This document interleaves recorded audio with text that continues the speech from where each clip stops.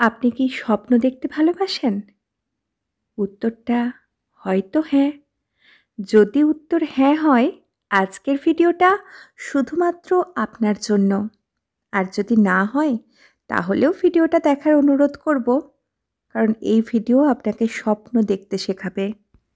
স্বপ্ন দেখার ইচ্ছা আর জেদটা বজায় রাখলে যে কোনো বাধা পেরিয়ে যে লক্ষ্যটাকে ছুঁয়ে ফেলা যায়, আজ সেরকমই একটি মেয়ের গল্প শোনাবো আপনাদেরকে। সঙ্গে থাকছে প্লাম কেকের রেসিপি। গল্পের শুরুর দিকে কেকের ভূমিকা গৌণ লাগলেও পরবর্তীতে এই কেকই যে মুখ্য চরিত্রে অবতীর্ণ হবে, সেটা আপনারা নিজেরাই বুঝতে পারবেন। এখন নারী স্বাধীনতা কথাটা যদিও সবার পরিচিত একটি কথা, তবুও এখনকার দিনে দাঁড়িয়েও লক্ষ্মী মেয়ে বলতে সমস্ত অন্যায় মাথা নিচু করে মেনে নেয়া ঘরবন্দি এক সত্তাকেই বোধহয় মানুষ ভাবে, যার প্রাণ আছে কিন্তু সজীবতা নেই। এবার ঠিক আজকের থেকে পেছিয়ে যান 50-60 কি আরও কয়েকটা বছর আগে। তখনকার দিনে মেয়েরা নিজেদের জন্য স্বপ্ন দেখবে, এ কথা ভাবাটাও বোধহয় ছিল সমাজের কাছে পাপ। মেয়েদের জীবনশৈলী তখন শুধুই পরিবারের স্বার্থে, কিন্তু সে যুগের মাটিতে জন্মেও সমাজের বিপরীতে হেঁটে কিছু নারী আজ সফল হয়েছেন। সেরকমই এক নারীর জীবন দর্শন আজ আপনাদেরকে শোনাব। মাত্র 13 বছরে বালিকাবধূ, 14 বছরে মা, সম্ভ্রান্ত রক্ষণশীল পরিবারের বউ, কিন্তু তার স্বপ্ন দেখার ইচ্ছার জেদ প্রতিষ্ঠা করল সাফল্যের এক নতুন সংজ্ঞা।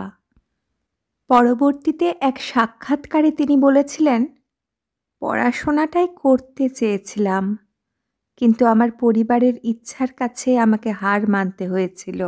সেই 13 বছরের ছোট্ট মেয়েটির বিয়ে হলো কাশিমবাজার রাজবাড়িতে। তৎকালীন রাজবাড়ি মানেই রক্ষণশীলতা, সংস্কার এইসবের মাত্রারিক্ত পালন। 14 বছরেই ফুটফুটে সন্তানের মা। এই সব কিছুর মধ্যে কোথাও যেন তিনি হারিয়ে ফেলছিলেন নিজেকে। তাই একদিন হঠাৎ আবদার করে বসলেন শ্বশুরমশাইয়ের কাছে, তিনি পড়াশোনাটা আবার শুরু করবেন বলে। বৌমার আবদার রাখলেও আদেশ ছিল বাড়ির বাইরে যেন না বেরোনো হয়। অগত্যা বাড়িতেই মাস্টারমশাই দিয়ে শুরু হলো পড়াশোনা। বৃত্তি পেয়ে গ্র্যাজুয়েশনে শেষ করলেন বাড়িতে বসেই, কিন্তু তার নিজের কিছু করার ইচ্ছাটা ছিল প্রথম থেকেই। এরপর academy of fine arts flower making প্রতিষ্ঠানে ট্রেনিং নেওয়া শুরু করলেন। তবে সেখানে বাড়ির বইয়ের সাথে যাতায়াতের জন্য লোক নির্দিষ্ট করে দেয়া হলো। আর এরপরেই শুরু হলো তার জীবনের আসল অধ্যায়। ছোটর থেকে ব্যবসায়িক পরিবারে বেড়ে ওঠায় তিনি স্বপ্ন দেখতেন নিজের ব্যবসা, ঠিক বাবা দাদারা যেরকম ব্যবসা করে তার নিজের একটা ব্যবসা হবে একদিন। কিন্তু শুধু স্বপ্ন দেখলেই তো হয় না, তিনি তার দেখা স্বপ্নটাকে সত্যি করতে চাইলেন। শ্বশুরমশাইয়ের আদেশ মাথায় রেখে বাড়ি থেকেই হাঁটা দিলেন স্বপ্নের পথে। প্রথমে বাড়িতেই শুরু করলেন কুকারি ক্লাস। স্বাবলম্বী হওয়ার রাস্তায় 70 টাকা ছিল তার প্রথম উপার্জন। এক রক্ষণশীল বাড়ির গৃহবধূ থেকে ব্যবসা জগতের ব্যক্তিত্ব হয়ে ওঠার লড়াইটা মোটেও কোমল ছিল না। তবে তিনি পাশে পেয়েছেন সব সময় তার স্বামীকে, যিনি প্রতি মুহূর্তে তাকে উৎসাহ জুগিয়েছেন। তবে এইসবের মধ্যেও কোনোদিন খামতি হয়নি সাংসারিক দায়িত্বে। স্বামী, সন্তান, সংসারের প্রতি যত্নে কোনো রকম খামতি তিনি রাখেননি। কথায় বলে, যে মেয়ে রাঁধে সে চুলো বাঁধে, আর সেই কথাটিকেই জীবনের নীতিবাক্য করেছিলেন তিনি।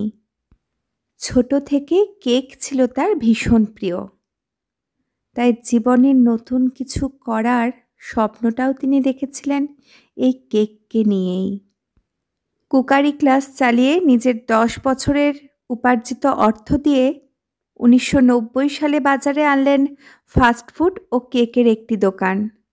বয়স তখন তার 36 পেরিয়েছে, কিন্তু স্বপ্ন ছিল আকাশ ছোঁয়া।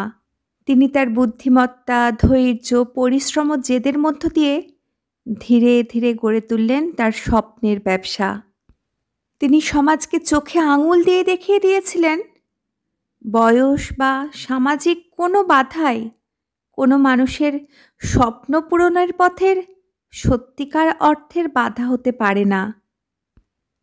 আজকের দিনে দাঁড়িয়ে তার দেখা ছোট্ট স্বপ্নটি কেকের দুনিয়ায় একটি ব্র্যান্ডের নাম, যেটি প্রায় 200 কর্মচারীর অন্নসংস্থানের কেন্দ্র।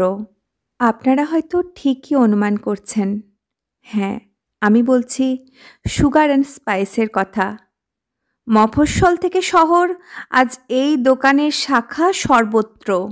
আর এতক্ষণ ধরে যেই মহিলার জীবনের কিছু কথা আপনাদের সঙ্গে শেয়ার করছিলাম, তিনি এই জনপ্রিয় ব্র্যান্ডের কর্ণধার সুপ্রিয়া রায়। আজকের যুগে দাঁড়িয়ে একজন সফল ব্যবসায়ীর তালিকায় যার নাম জ্বলজ্বল করছে। একজন সফল ব্যবসায়ী হয়ে ওঠার জন্য তার অভিজ্ঞতার কথা শেয়ার করতে গিয়ে সুপ্রিয়া দেবী একটি সাক্ষাৎকারে বলেছেন, আমার জন্য গুণমান ছিল সর্বোচ্চ এবং আমি এর সাথে কখনো আপোষ করিনি। একটি ছোট আউটলেট থেকে শুরু করে 2017 সালের শেষ নাগাদ এই কোম্পানির শহর এবং শহরের বাইরে 136টি আউটলেট। আরেকটি সাক্ষাৎকারে যারা নতুন করে কিছু ভাবছে বা নতুন করে স্বপ্ন দেখছে তাদের উদ্দেশ্যে তিনি বলেন, উদ্যোক্তা হওয়া উচিত ভেতর থেকে। এ ব্যাপারে আমাদের অনেক বেশি আন্তরিক হতে হবে। নিরন্তর প্রচেষ্টা একজন মানুষকে চূড়ান্ত লক্ষ্যে নিয়ে যায়। একজন বাঙালি গৃহবধূর স্বপ্ন সত্যি করার লড়াইয়ের গল্পটা আমার মন ছুঁয়ে গিয়েছিল, তাই আমার সব বন্ধুদের সঙ্গেও শেয়ার করলাম।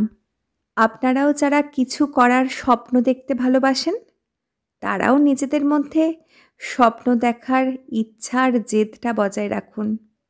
একদিনে না হোক, একদিন না একদিন ঠিক স্বপ্নটাকে আপনি ছুঁয়ে নিতে পারবেন। আজকের ভিডিওটা কেমন লাগলো জানাবেন। আজকে এই নরম ফ্রুটস অ্যান্ড নাটসে ভর্তি ইয়াম্মি প্লাম কেকটা দিয়ে আমার সব বন্ধুদের আরও একবার হ্যাপি নিউ ইয়ার জানালাম। আপনারা সবাই খুব ভালো থাকবেন, আনন্দে থাকবেন।